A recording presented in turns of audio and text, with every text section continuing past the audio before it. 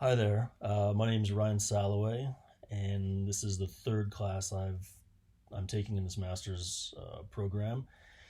I already have my teaching credentials for high school, but the subject that I initially began teaching, I kind of lost interest in, and I've always loved history, and so here I am, trying to kind of augment my credentials and increase my knowledge in the area I plan to teach. I'm originally from Victoria, British Columbia, Canada. I came down to the US to play college baseball, and I'm currently living in Boise, Idaho. What influenced me to pursue history? I guess I've always kind of had an innate interest in history. When I was small, I always loved flags. I love maps. My mom used to buy me books about other cultures and places and peoples, and I always thought that was really interesting.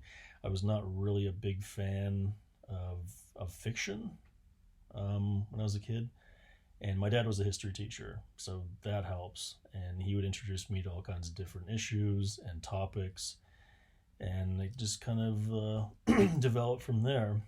Um, I was never scared of monsters or ghosts or anything like that when I was a kid. I what scared me were real life criminals that I'd watch on Unsolved Mysteries.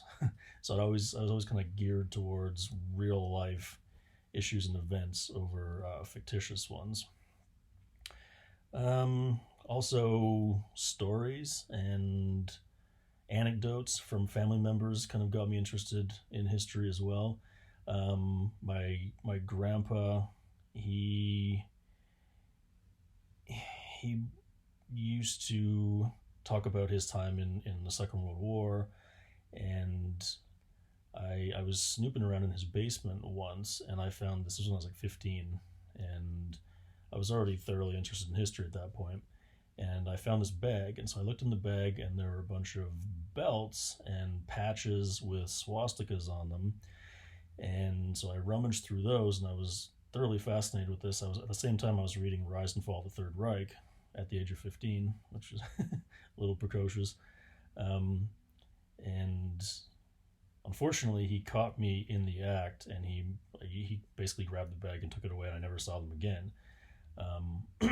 But that kind of made me want to ask him more questions about his time in the war, and um, that led to other conversations about my great grandfather, who in that same basement there was a rifle on the wall, and so I started asking questions about that. And that rifle happened to be his dad's, and that rifle had been used at Vimy Ridge, where my great grandpa was a sniper in the Canadian Army. I had an uncle who was also a bomber pilot, Canadian bomber pilot, and he flew British planes for the RAF during the war. And he was shot down over central Germany, but he survived, and he was marched down to the Alps in Bavaria, and he was put into a POW camp.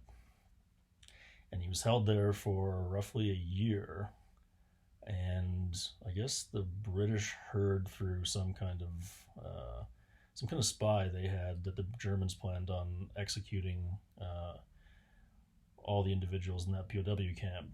And my uncle had at that point had dropped from 180 pounds to 90 pounds. And I guess the British warned the Germans. They're like, if you execute these people, we'll kill every single last German POW that we have in our captivity here in England. And so he luckily survived the war. But all these different kinds of stories, they just made me want to research things further and develop my interest. There's a million other stories, but those are just like three that kind of stand out right now. Why I love history. Well, it's interesting. It's really interesting. As I said, I was always kind of a nonfiction person. I like facts. I like knowing things. I like knowing what's going on in the world. Let's see.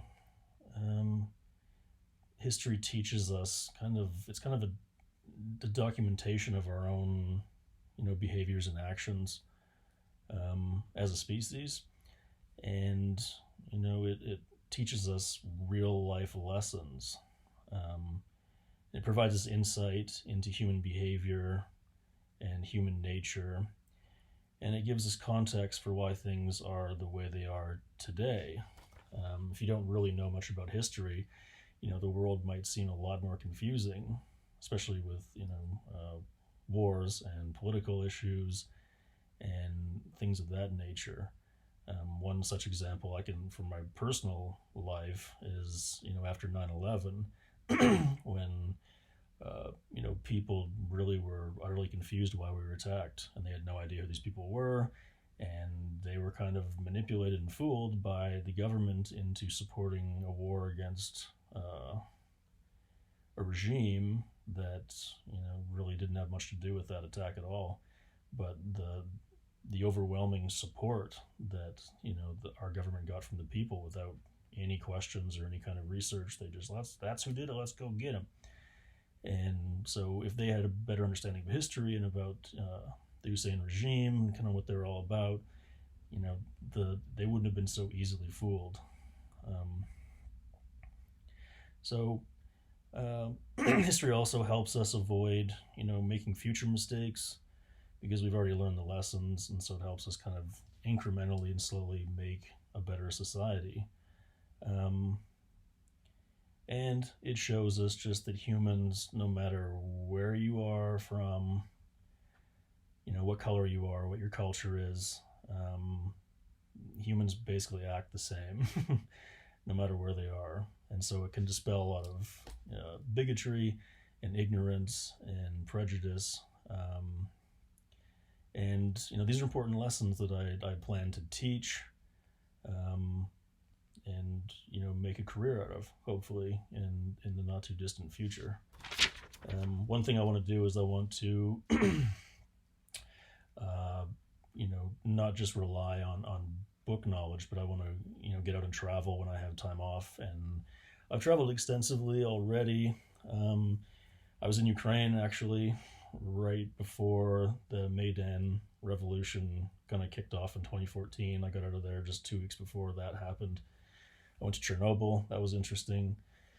I've been to Serbia a couple different times and walked around there, and there's still all kinds of buildings that have been blown up, and TV stations and bridges that have collapsed, and it's you don't want to let them know you're from the U.S. If you're there. Where else have I been? I've been to Germany. That was an amazing trip. I went to Dachau, and I went to Nuremberg and Berlin, and I went down to the Alps and saw the Nazi village, and then I made my way over to Auschwitz, and that was an incredible trip.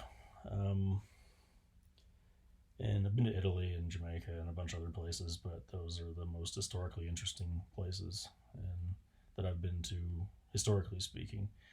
Anyway, this is the third class I've taken in this program, so I'm taking the intro class third. So anyway, I'm hoping to kind of shore up some fundamental knowledge that I'm going to need going forward, and hopefully this class will provide it for me. So far, so good. Anyway, my name's Ryan, and I look forward to the rest of the class. Thank you. Bye.